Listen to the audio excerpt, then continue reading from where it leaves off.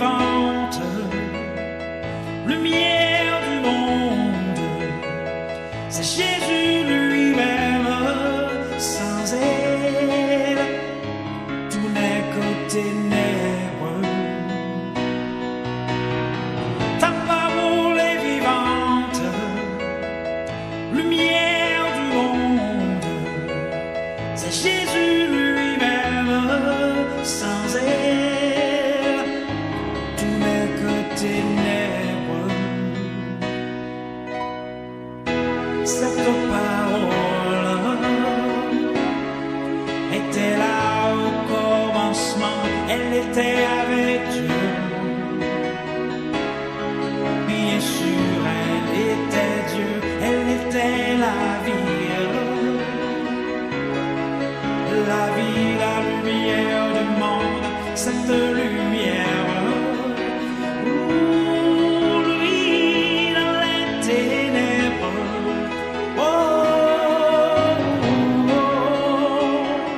Ta parole est vivante, lumière du monde, c'est Jésus lui-même. Sans elle, tout n'est que ténèbres. Ta parole est vivante, lumière du monde, c'est Jésus lui-même. Sans elle. Chers frères et sœurs et amis de l'émission La Parole, nous sommes très heureux ce soir d'être avec vous pour une nouvelle émission qui est La Parole, comme je viens de le dire. Et cette émission se passe tous les jeudis soirs 7h et tous les dimanches soirs 7h. Le dimanche soir, nous avons la prédication de la parole de Dieu et le jeudi soir, nous avons l'étude et l'enseignement de la parole de Dieu. Donc, alors cette semaine, vous allez pouvoir remarquer que nous n'avons pas d'études parce que cette semaine, c'est une semaine spéciale.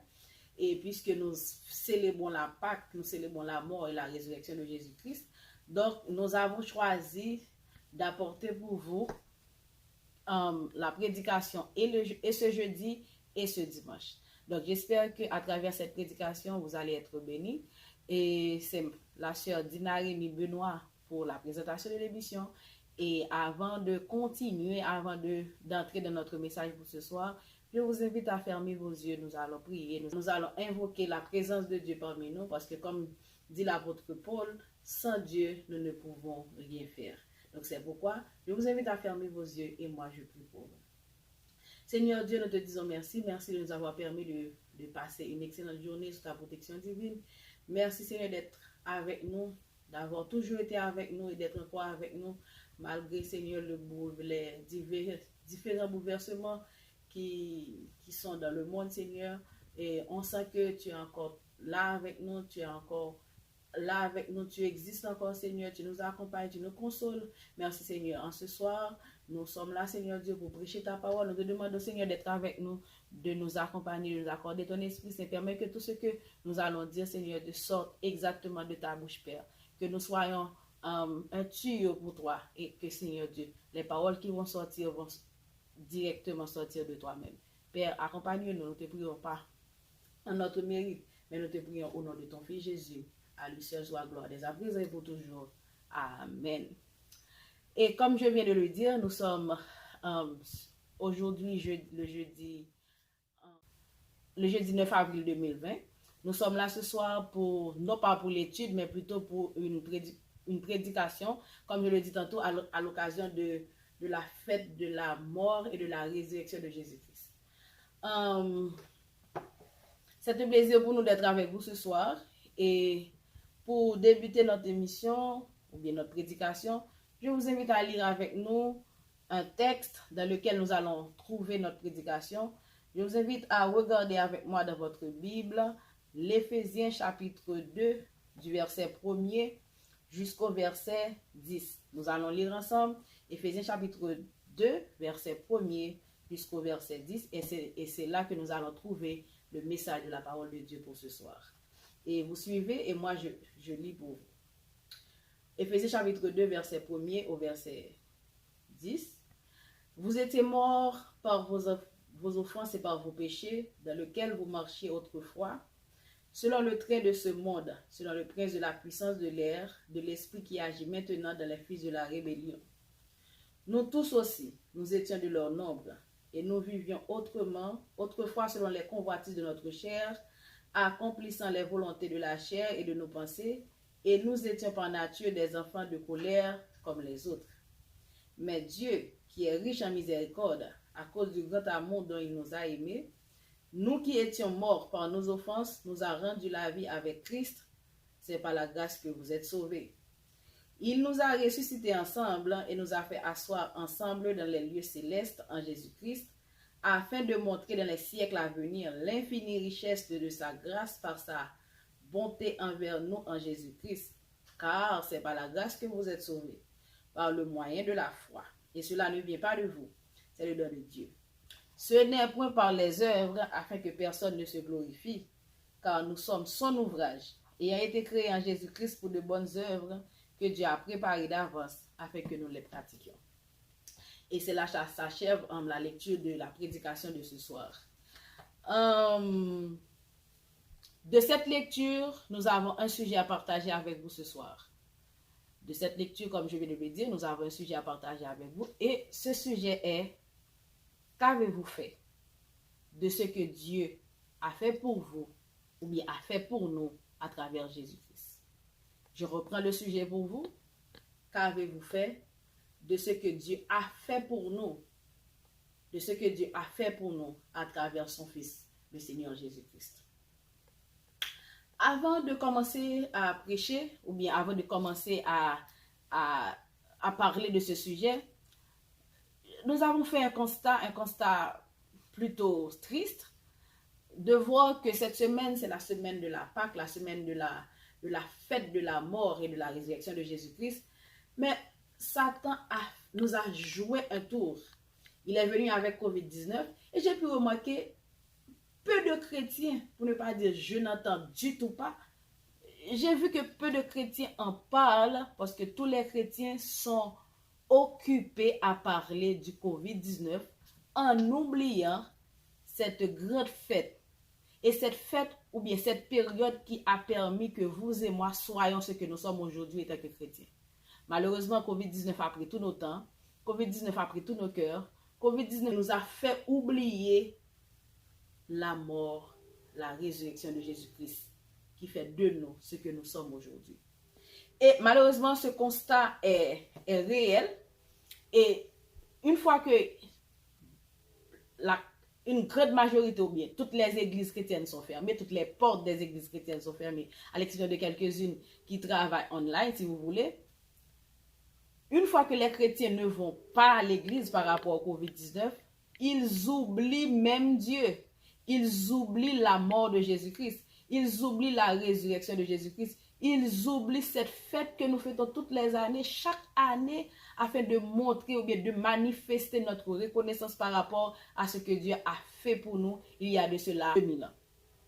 C'est pour cela que ce soir, nous avons décidé de prêcher ce sujet. C'est pour cela que nous avons décidé de prêcher ce sujet afin de pouvoir vous rappeler ce que COVID-19 a tenté ou bien a essayé de faire et qui est l'oubli de ce qui nous a fait ce que nous sommes aujourd'hui.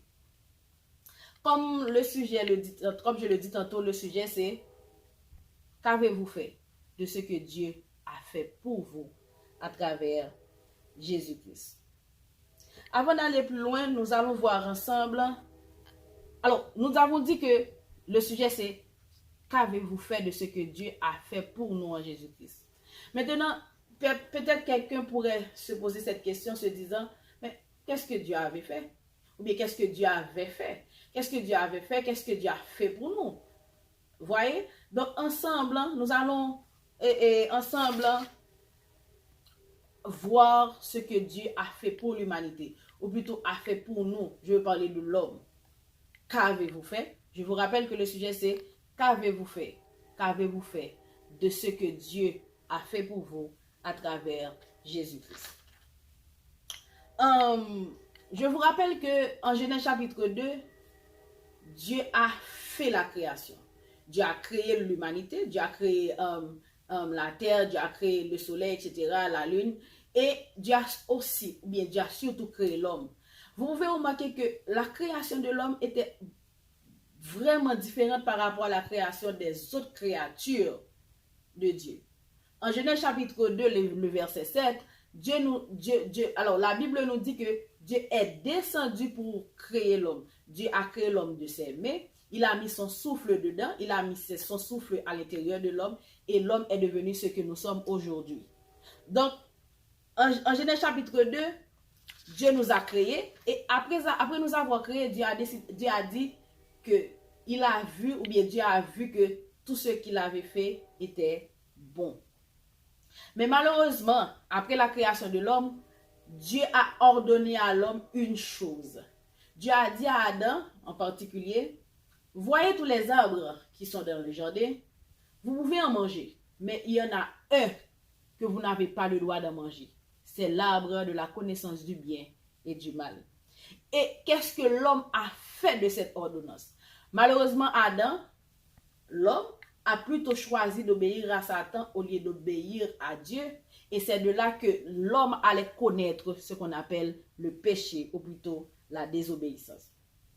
Et de cette désobéissance, Dieu allait punir l'homme. Dieu allait donner des sentences à l'homme, parmi lesquelles nous avons en Genèse chapitre 3, verset 19, la mort physique dont nous avons peur, dont vous et moi nous avons peur, dont tout le monde a peur maintenant.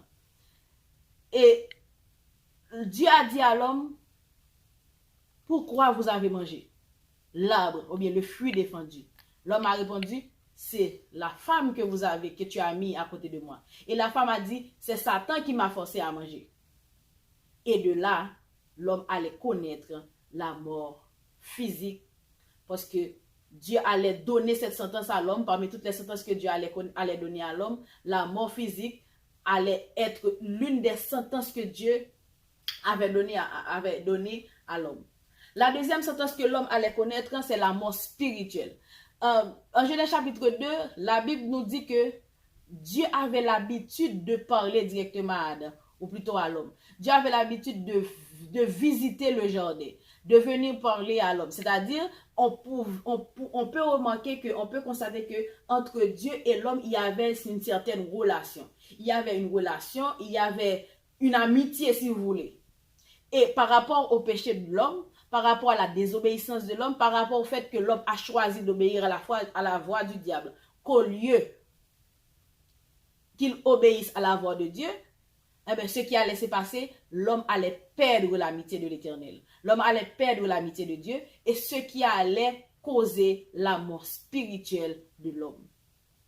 La deuxième sentence que l'homme allait connaître, à côté de la mort physique, comme Dieu a dit en Genèse chapitre 3, le verset 19, tu es poussière, tu retourneras. Tu as été pris de la terre, tu es poussière et tu retourneras de la poussière. Et non seulement l'homme allait connaître cette mort, mais aussi l'homme allait connaître la séparation entre lui et Dieu, ce qui est, ou bien ce qu'on appelle la mort spirituelle.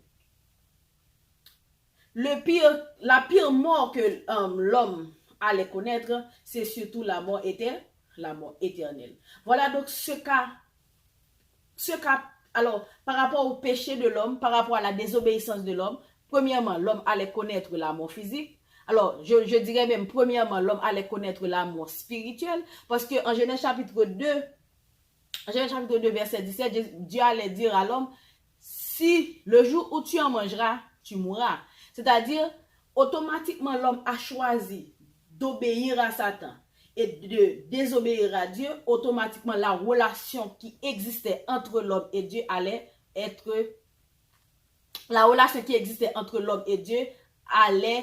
être détruite. Et c'est de là que l'homme allait connaître la mort spirituelle. Et cette mort spirituelle qui allait emmener l'homme vers la mort éternelle. Maintenant, disons que là nous parlons d'Adam. C'est vrai que nous disons l'homme, mais de là nous parlons d'Adam. Maintenant, rappelez-vous que le sujet c'est qu'avez-vous fait de ce que Dieu a fait pour vous à travers Jésus-Christ. Mais qu'est-ce que nous sommes, nous cette génération, qu'est-ce que nous sommes venus, ou bien qu'est-ce que nous venons faire, qu'est-ce que nous sommes venus faire dans ce que Adam a fait. Mais malheureusement, la Bible nous dit que, puisque nous sommes les descendants d'Adam, puisque nous venons d'Adam, malheureusement, Adam nous a transmis son péché, nous a transmis la nature, tout comme que la Bible le dit, nous n'avons pas connu le même péché qu'Adam, c'est-à-dire nous n'avons pas mangé un fruit défendu. Mais malheureusement, par rapport au fait que nous avons hérité de la nature pécheresse d'Adam, nous sommes devenus pécheurs, nous commettons notre propre péché, nous faisons notre propre péché, nous mentons, nous volons, nous dérobons, nous tuons, etc., etc. De ce fait, nous aussi, nous sommes devenus comme Adam. Est-ce que vous êtes là? Nous sommes devenus comme Adam, et par rapport à cela, les sentences d'Adam sont devenues nos sentences. Nous lisons un Corinthiens, je crois. Nous lisons un Corinthiens chapitre 5, verset 12, qui nous dit, comme par un seul homme, le péché est entré dans le monde. C'est-à-dire, il est vrai que c'est Adam qui avait péché, c'est Adam qui avait désobéi directement, bien personnellement Dieu. Le fait que nous sommes ses enfants, le fait que nous sommes ses descendants, le fait que nous venions d'Adam, nous sommes des héritiers d'Adam, nous sommes donc des héritiers de la nature pécheresse d'Adam. Donc nous aussi, nous sommes des pécheurs. Nous aussi, nous avons péché. Comme je le dis tantôt, nous n'avons pas commis les mêmes péchés qu'Adam. Nous n'avons pas fait la même chose qu'a fait Adam, mais nous faisons notre propre péché. Nous aussi, nous sommes des enfants désobéissants. Nous désobéissons presque chaque jour à Dieu. Et vous comprenez? Donc par là, nous sommes aussi des pécheurs. Nous aussi, nous sommes là pour la mort. Donc naturellement, l'humanité est devenue malheureusement pécheur, et malheureusement aussi, nous avons reçu les sentences d'Adam. Premièrement, nous acceptons que nous mourrons aussi. Physiquement, nous mourrons. Nous avons des proches qui sont déjà morts. Par exemple, là maintenant, ou dans ce siècle, dans ce mois que nous sommes, dans cette période que nous sommes, le monde entier connaît une grande perte de vie humaine. Ça, c'est la mort physique. Par rapport au péché, par rapport à nos péchés, nous connaissons, tout comme Adam, la mort physique. Comme je le dis tantôt, puisque nous aussi, nous avons péché comme Adam, nous aussi, nous continuons à pécher comme Adam avait péché, même quand ça ne soit pas les mêmes actes. Puisque nous continuons à pécher et que nous avons la nature pécheresse, donc aussi, nous avons reçu les sentences d'Adam. En premier lieu, nous sommes des personnes capables de mourir. Nous sommes des êtres capables de mourir. Et là maintenant, nous connaissons la mort physique. Car, comme je viens de le dire, la Bible nous dit, comme par un seul mort, le péché est entré dans le monde. Par Adam, le péché est venu dans le monde. Et par Adam aussi, la mort est entrée dans le monde. Et puisque nous sommes tous pécheurs, nous sommes tous aussi là pour mourir. Non seulement, premièrement, nous avons reçu, l'une des sentences d'Adam que nous avons reçue, c'est la mort physique. Nous avons aussi reçu une autre sentence qui est la perte de la présence de Dieu. Quand nous lisons Romains chapitre 3, verset 23 qui nous dit, car le salaire du péché, c'est la mort. Quand tous ont péché, si vous voulez, permettez-moi, quand tous ont péché et sont privés de la gloire de Dieu. Donc, une fois que, puisque nous sommes pécheurs tout comme Adam, puisque nous héritons la nature d'Adam qui est la nature pécheresse, non seulement nous sommes là pour mourir physiquement, mais nous aussi, nous avons perdu la présence de Dieu. Nous aussi, nous avons perdu la face de Dieu. Nous aussi, nous avons perdu la gloire de Dieu. Nous aussi, nous sommes morts spirituellement parce que nous sommes les descendants d'Adam. Nous continuons pour dire que à côté du fait que nous ayons reçu la mort physique, la mort spirituelle, si nous n'acceptons pas le Seigneur Jésus-Christ, nous allons mourir aussi éternellement. Donc, voyez que comme l'apôtre Paul a dit dans Romains chapitre 5, le verset 12, comme par un seul homme le péché est entré dans le monde, ainsi que la mort s'est étendue sur toute la terre, car tous ont péché. En Romains chapitre 3, je crois, les versets 10 et 18, la Bible nous dit, nul n'est juste. Nul n'est juste, nul n'est bon, personne ne fait la volonté de Dieu, personne ne fait ce qui est bon, nous sommes tous pervertis, nous sommes tous corrompus, donc nous sommes tous des pécheurs, donc nous avons tous les sentences d'Adam pendues sur nos têtes. Donc ce soir, il est important pour nous de faire ce parcours avec vous, afin que vous puissiez comprendre de ce que nous voulons vous parler ce soir. Quand je vous dis, ou bien quand nous vous disons, qu'avez-vous fait de ce que Dieu a fait pour vous à travers Jésus-Christ. Donc, nous venons de vous montrer que nous étions morts, comme la Bible nous dit, nous étions morts par nos offenses, autrefois dans lequel nous marchions, c'est-à-dire nous sommes des pécheurs comme Adam, nous avons péché contre Dieu, nous avons fait ce qui est mal, comme le dit David, nous avons nous aussi fait ce qui est mal aux yeux de Dieu. Donc nous sommes tous condamnés à la mort, nous sommes tous condamnés à être péris.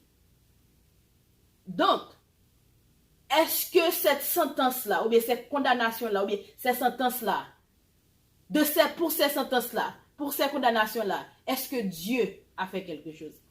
Je vous rappelle que dès le livre de la Genèse, après le péché d'Adam et Ève, ou bien plutôt après le péché de l'homme, Dieu continue à nous chercher. Je veux dire, Dieu continue à chercher l'homme. Dieu essaie toujours d'être notre ami. Dieu essaie toujours de pouvoir réconcilier avec nous. Il a essayé avec tant d'autres personnes, des personnes qui ont échoué. Il a surtout essayé avec le peuple Israël. Le peuple Israël a échoué. Voilà pourquoi il a fait un acte. Il a pris une décision. Il a posé une action.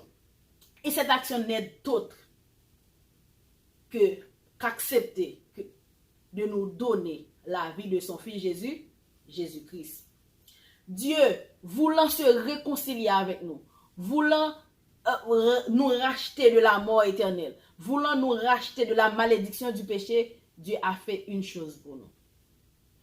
Et ce que Dieu a fait pour nous n'est autre que d'envoyer son fils Jésus-Christ pour nous sauver, en se donnant à la croix, en se livrant à la croix, en acceptant d'être crucifié, en acceptant d'être cloué, en acceptant cette mort humiliante, afin que ce soir, vous et moi, puissions avoir la vie éternelle. Qu'est-ce que Dieu a fait pour nous, comme je viens de le dire tout à l'heure? Nous avons péché. Je viens de vous montrer que nous avons péché. Nous avons désobéi Dieu. Nous avons été éloignés de Dieu. Nous avons reçu nos sentences et nous payons pour ce que nous faisons. Mais Dieu, dans son amour infini, dans sa bonté, dans sa miséricorde, s'est dit, mais est-ce que je peux perdre cette créature que j'aime tant? C'est pourquoi, 2000 ans de cela, il a décidé de nous donner Jésus, son Fils unique, afin que quiconque croit en lui ne périsse point, mais ait la vie éternelle. Donc ce soir, permettez-moi de vous rappeler que la chose la plus importante que Dieu a fait pour l'humanité, c'est d'avoir donné Jésus en rançon. Ce soir, permettez-moi de vous dire que Dieu a fait cela pour plusieurs raisons. La première raison pour laquelle que Dieu a donné Jésus à la croix pour l'homme, c'est parce que tout simplement Dieu nous aime. Quand nous lisons en Jean 3, verset 16, la partie A, car Dieu a tant aimé le monde qu'il a donné son Fils unique. La Bible nous dit en Jean 3, verset 16 A, car Dieu nous aime tellement, Dieu nous chérit tellement, Dieu aime tellement cette créature qui est l'homme. Qu'est-ce que Dieu a décidé de faire? Dieu a décidé de laisser crucifier Jésus. Jésus n'a pas connu de péché, c'est ce que la Bible même nous dit. En Philippiens, la Bible nous dit, Jésus a été sage, s'est humilié jusqu'à la mort de la croix. Et rappelez-vous que la Bible nous dit clairement que Jésus n'a pas connu de péché. Donc, c'est pour prendre nos péchés, c'est pour nous que Christ a accepté de venir sur la terre pour connaître la mort cette mort humiliante qui est la mort de la croix. Ce soir, permettez-moi de vous rappeler que Dieu a donné Jésus pour vous par amour. La première raison que Dieu a accepté de donner Jésus-Christ à la croix, c'est parce qu'il nous aime. Parce que son amour est grand. Parce que sa miséricorde pour nous est sans pareil. Ce soir, je vous rappelle que Dieu vous aime. Et Dieu a manifesté son amour pour vous en Jésus-Christ. Dieu vous aime. Dieu vous aime. Dieu vous aime parce que l'apôtre Paul l'a dit aussi, qui aurait donné sa vie pour quelqu'un de bien, voire pour quelqu'un qui fait quelque chose qui est mal. Donc Jésus, lui, il a donné sa vie pour nous, malgré bien que nous soyons pécheurs. Donc ce soir, Dieu vous aime et Dieu vous montre son amour à travers Jésus-Christ.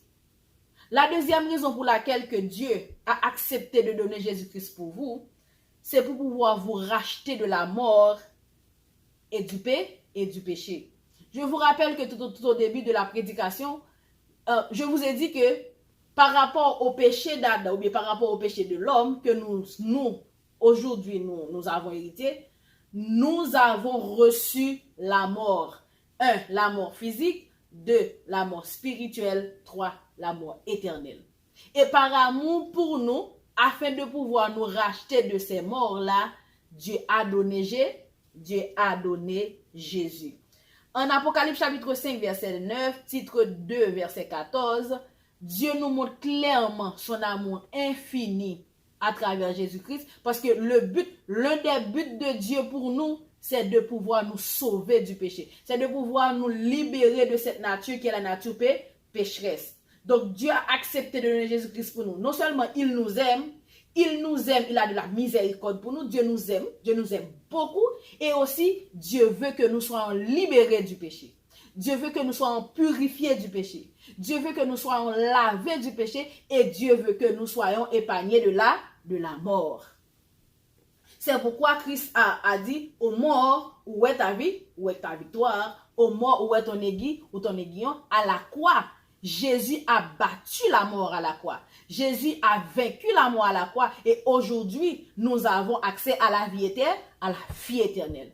Et c'est grâce à la mort, à la crucifixion de Jésus-Christ. Ce soir, qu'avez-vous fait de ce que Dieu a fait pour vous? Troisième raison pour laquelle que Dieu a accepté de donner Jésus-Christ, c'est pour pouvoir se réconcilier avec l'homme. Je vous rappelle que je vous ai dit, Dieu a accepté de donner Jésus-Christ parce qu'il nous aime.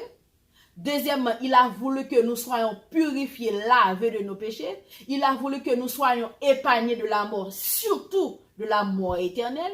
Il a aussi voulu que nous soyons réconciliés avec lui. En 2 Corinthiens chapitre 5, le verset 19, Dieu nous a réconciliés en Christ. Et il nous dit aussi, Dieu a réconcilié le monde avec lui en Jésus-Christ. Nous lisons aussi en Romains chapitre 5, verset 10, nous avons été réconciliés avec Dieu par la mort de son fils Jésus-Christ. Donc, rappelez-vous que nous avons parlé de la mort spirituelle qui est la séparation de l'homme et de Dieu. C'est-à-dire, après le péché de l'homme, par rapport au fait que l'homme est péché, après le péché d'Adam, Dieu s'est séparé de l'homme parce que Dieu étant qu'être saint, Dieu étant qu'être saint, Dieu ne pouvait rester ami avec nous étant encore pécheur. N'oubliez pas que nous sommes lavés, nous sommes purifiés. Aujourd'hui, Dieu nous voit à travers son fils Jésus-Christ. C'est la raison pour laquelle les théologiens disent que parle de la sanctification, les théologiens disent que automatiquement que nous avons accepté Jésus-Christ, Dieu nous voit à travers Jésus-Christ, automatiquement nous avons été purifiés, automatiquement nous avons été sanctifiés. Donc ce soir, je vous dis que Dieu a accepté de donner Jésus-Christ pour nous à la croix. Dieu a accepté de crucifier ou bien de laisser crucifier Jésus-Christ pour vous. c'est parce que non seulement Dieu vous a aimé, ou bien plutôt Dieu vous aime, Dieu veut vous libérer du péché, de la puissance du péché, de la puissance de la mort éternelle. Et surtout, Dieu veut que nous soyons réconciliés avec lui. Autre raison pour laquelle que Dieu a donné Jésus-Christ pour nous, c'est pour pouvoir devenir son enfant.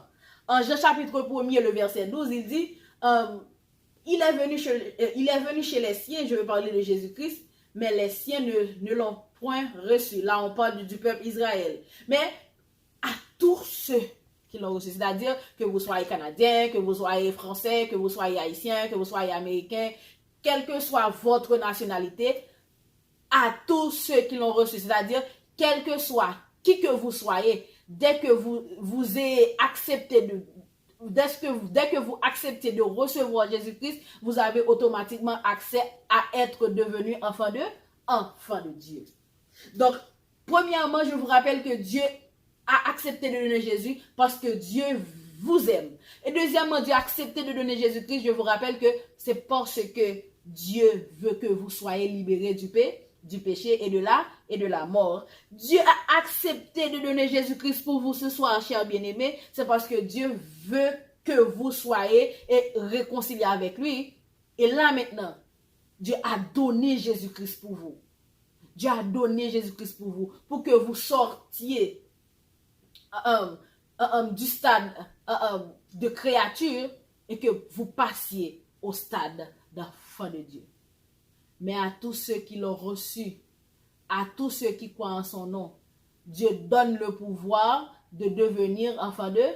Alors, Jésus-Christ donne le pouvoir de devenir enfant de Dieu. Dès que vous avez accepté, confessé le nom de Jésus-Christ et que vous avez cru dans ce sacrifice que Dieu a fait pour vous, automatiquement, vous avez accès à être devenu enfant de Dieu. Donc, Dieu veut que vous soyez ses enfants. Dieu veut que vous sortiez du stade créature et que là maintenant, vous soyez ses enfants.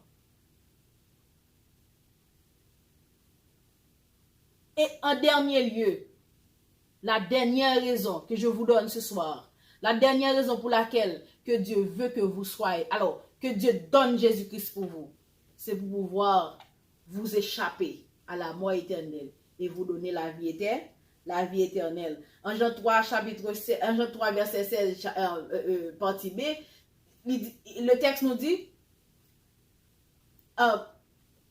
quand Dieu a tant aimé le monde, il a donné son Fils unique avec qui croit en lui, ne périsse point, mais est la vie éternelle. Titre chapitre 3, verset 7, 1 Jean 5, verset 14, 1 Jean 3, verset 14, nous dit clairement que Dieu veut Dieu veut nous sortir de la condamnation de la mort. Dieu veut nous retirer de la condamnation de la mort et pour nous passer à la vie éternelle.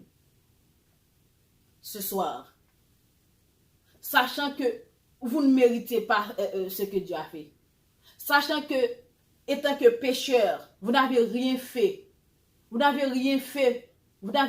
pour avoir accès à être enfant de Dieu. Vous n'avez rien fait à avoir l'amour de Dieu. Vous n'avez rien fait pour pouvoir réconcilier avec Dieu. Vous n'avez rien fait pour devenir enfant de Dieu. Vous n'avez rien fait. Et par rapport à tout cela, la question que je vous pose ce soir, qu'avez-vous fait? Qu'avez-vous fait de ce que Dieu a fait pour vous à travers Jésus-Christ? En Romains chapitre 10, versets 9 et 10, la Bible nous dit clairement, est-ce que vous êtes avec moi? La Bible nous dit clairement, si nous confessons le nom de Jésus-Christ, si nous acceptons, croyons que Dieu l'a ressuscité des morts, nous avons la vie éternelle. Ce soir, vous qui n'avez pas encore accepté Jésus-Christ, vous qui n'avez pas encore reçu Jésus-Christ, vous qui n'avez pas encore confessé Christ dans votre cœur comme votre Maître et Seigneur, ce soir, nous vous invitons à le faire maintenant. Dès maintenant, vous êtes invités à recevoir Jésus-Christ. Vous êtes invités à accepter Jésus-Christ. Vous êtes invités, si vous êtes reconnaissant par rapport à ce que Dieu par rapport à ce que Dieu a fait pour nous à travers Jésus-Christ, si vous êtes reconnaissant le fait que Dieu vous donne la vie maintenant, le fait que Dieu fasse de vous ses enfants, il est important à ce que vous acceptez le Seigneur Jésus, le Seigneur Jésus-Christ, parce que c'est en confessant le nom de Jésus-Christ que vous avez la vie éternelle. C'est en croyant en ce sacrifice que ce soir, vous avez la vie éternelle. Et vous autres qui dites être chrétien, ou bien vous qui dites avoir déjà accepté Jésus-Christ, quel comportement avez-vous? Êtes-vous chrétien tout simplement ou suivez-vous Jésus? Êtes-vous né de nouveau? Car la Bible nous dit, si quelqu'un est en Christ, il est une nouvelle créature. Qu'est-ce que vous qui dites être chrétien, vous qui dites être chrétienne, qu'est-ce que vous avez fait de votre chrétienté? Comment est-ce que vous avez montré votre amour par rapport à Dieu, par rapport à tout ce qu'il a fait pour vous, par rapport au fait qu'il ait envoyé son Fils Jésus-Christ pour venir vous sauver de la mort éternelle, pour venir vous donner la vie éternelle, pour venir vous réconcilier avec lui? Qu'est-ce que vous avez fait de ce que Dieu a fait pour vous? Vous qui n'avez pas encore reçu Jésus-Christ, qu'est-ce que vous attendez? Qu'est-ce qui vous retient encore? Pourquoi êtes-vous encore dehors? Pourquoi n'acceptez-vous pas encore le Seigneur Jésus-Christ? Pourquoi n'acceptez-vous pas encore ce sacrifice vivant? Pourquoi n'acceptez-vous pas encore cet amour immense que Dieu a montré pour vous à travers son Fils Jésus-Christ? Pourquoi vous n'acceptez pas encore le Seigneur Jésus-Christ? Il est temps, il est l'heure à ce que vous vous dites, c'est l'heure pour moi de croire en Jésus-Christ.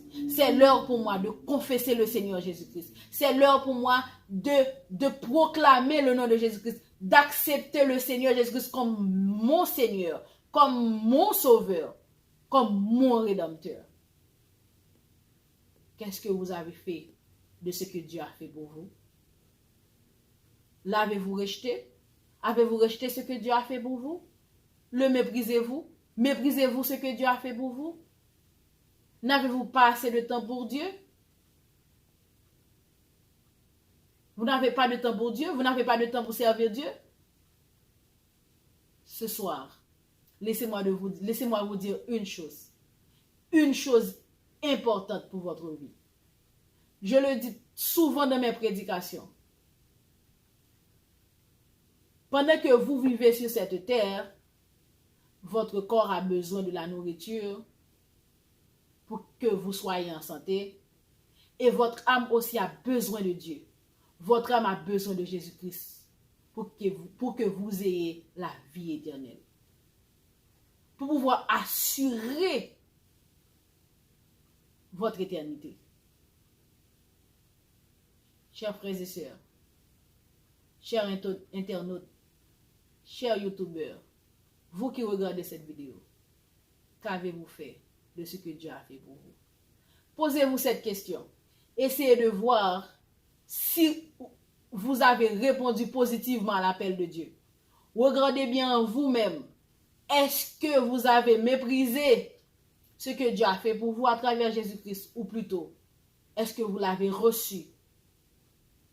Est-ce que vous l'avez reçu? Dieu vous aime. Ce soir, la grande question est à vous. Sachant que Dieu nous a délivrés du péché par le sang de Jésus-Christ, sachant que Dieu nous a donné ou bien veut nous donner la vie à travers Jésus-Christ, qu'est-ce que vous voulez faire de ça? Qu'est-ce que vous voulez faire de ça? Qu'est-ce que vous avez fait de ça? Il est temps de vous poser cette question et de répondre positivement. Que le Seigneur vous bénisse. Nous vous disons merci d'avoir mis votre temps pour regarder cette vidéo, pour écouter cette prédication. Nous espérons que vous avez été bénis à travers cette prédication. Nous allons chanter ensemble avant de mettre fin à notre émission de ce soir qui est la parole. Je vous rappelle que ce soir, qui devait être une soirée d'études par rapport à la fête de la mort et de la résurrection de Jésus-Christ, nous avons décidé de préférence de faire de ce soir une soirée de prédication. Et cette semaine même, ce sera une semaine de prédication. Aujourd'hui, c'est la prédication et dimanche soir sera aussi la prédication. Donc, j'espère que cette prédication est rentrée chez vous et j'espère aussi que par le moyen du Saint-Esprit, vous allez être bénis, vous allez être Dieu va vous toucher à travers cette prédication. Et comme ça, vous allez vous poser cette question. Qu'est-ce que j'ai fait de ce que Dieu a fait pour moi?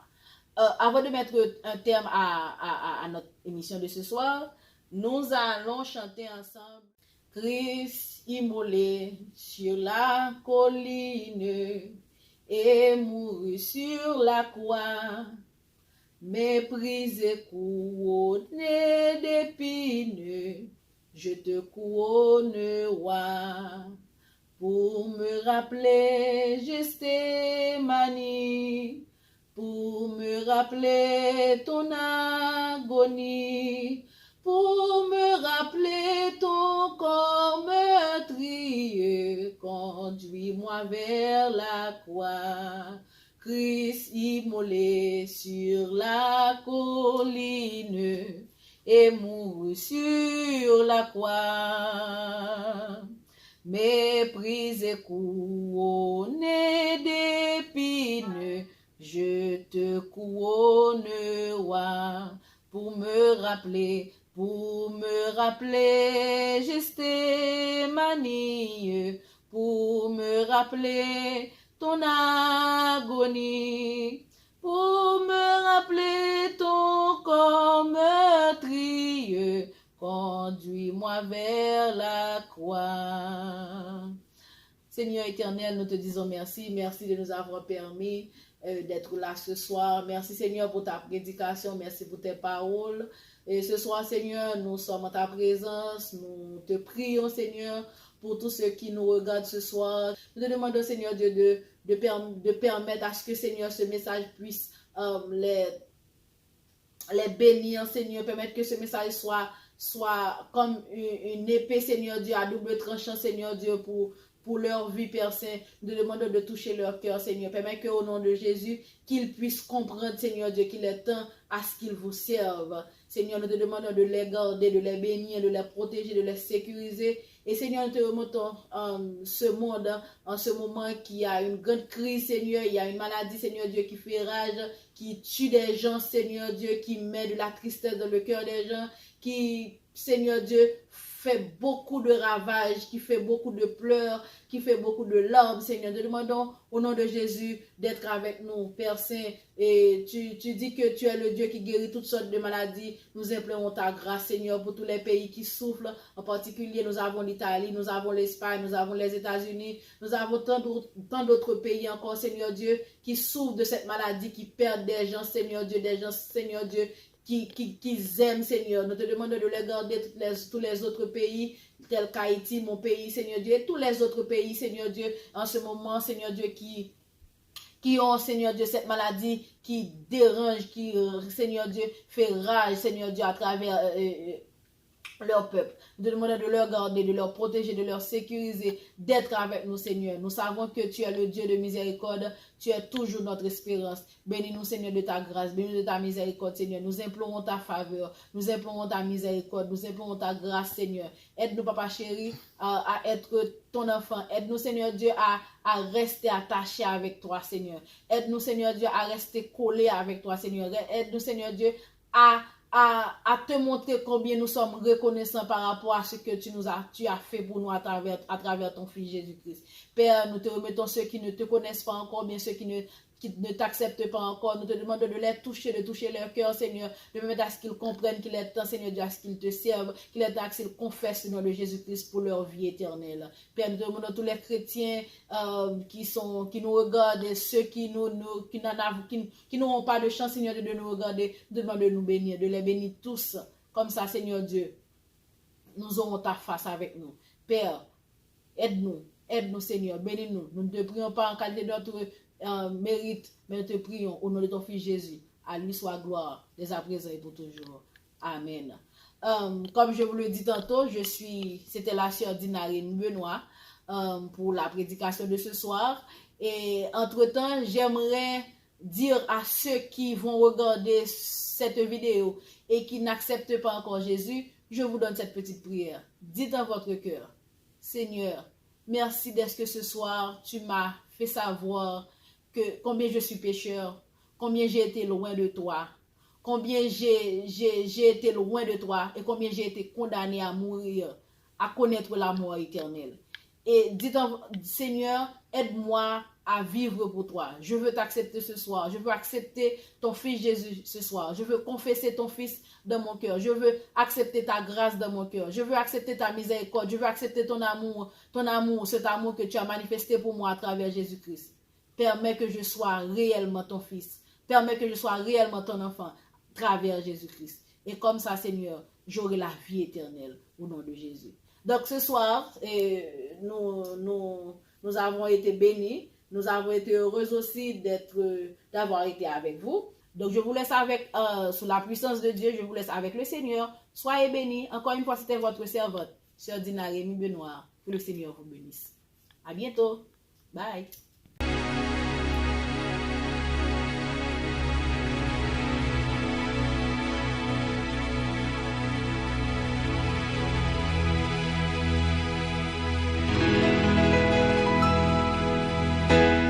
Ta parole est une lampe à mes pieds, elle me dirige